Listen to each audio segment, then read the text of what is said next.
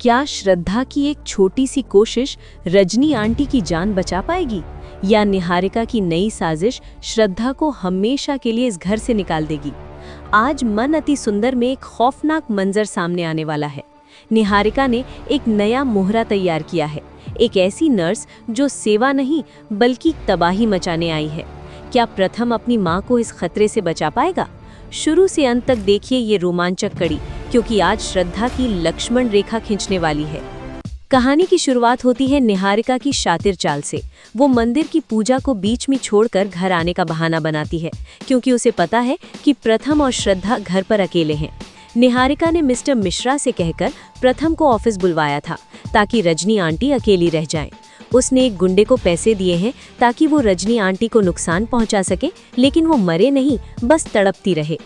जैसे ही प्रथम घर पहुंचता है वो देखता है कि रजनी माँ की सांसें उखड़ रही हैं और उनकी ड्रिप की पाइप निकली हुई है। प्रथम का गुस्सा श्रद्धा पर फूट पड़ता है। श्रद्धा लाख समझाने की कोशिश करती है कि उसने कुछ नहीं किया, वो तो बस माँ का ख्याल रख रही थी, लेकिन कोई उसकी बात नहीं सुनता। निहारिका और दादी भी वहां पहुंच जाते हैं और श्रद्धा पर लापरवाही का बड़ा इल्जाम लगा देते हैं।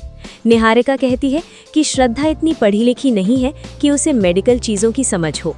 श्रद्धा बताती है कि उसने घर में किसी के होने की आवाज़ सुनी थी, इसलिए वो कमरे से बाहर गई थी।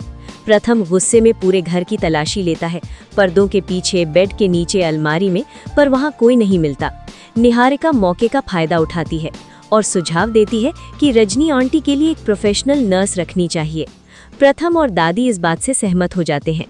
प्रथम श्रद्धा के सामने एक रेखा खींच देता है और कहता है कि ये तुम्हारी लक्ष्मण रेखा है, इसे पार किया तो हमसे बुरा कोई नहीं होगा। वो श्रद्धा को अपनी माँ के कमरे से दूर रहने की सख्त हिदायत देता है।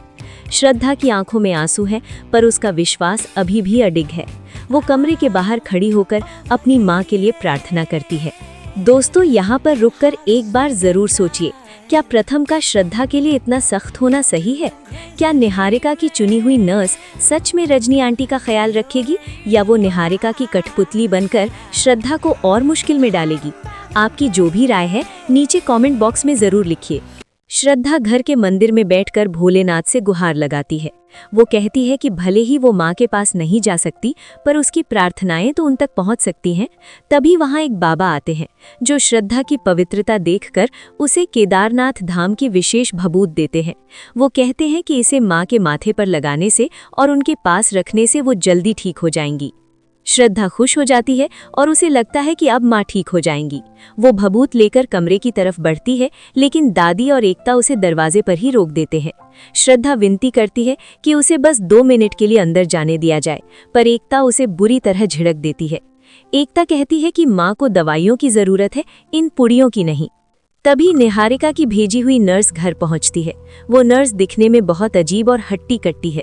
श्रद्धा उसे देखकर हैरान रह जाती है। नर्स का व्यवहार भी काफी रूखा है।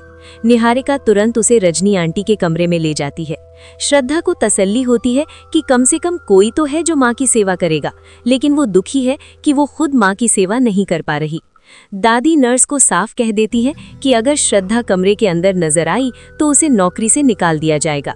नर्स का चेहरा देखकर ऐसा लगता है जैसे उसके इरादे कुछ और ही हैं। श्रद्धा को अंदेशा होता है कि कुछ तो गलत होने वाला है, पर वो लक्ष्मण रेखा के कारण मजबूर है। अंत में नर्स कमरे में जाते ही कुछ ऐसा करती है जिसे देखकर श्रद्धा के होश उड़ जाते हैं। वो रजनी आंटी की सेवा करने के बजाय उनके साथ बदसलूकी करने लगती है। श्रद्धा खिड़की से ये सब देख लेती है और चिल्लाती है, नर्स, आप ये क्या कर रही हैं? क्या श्रद्धा इस बार अपनी लक्ष्मण रेखा तोड़कर माँ को बचाएगी?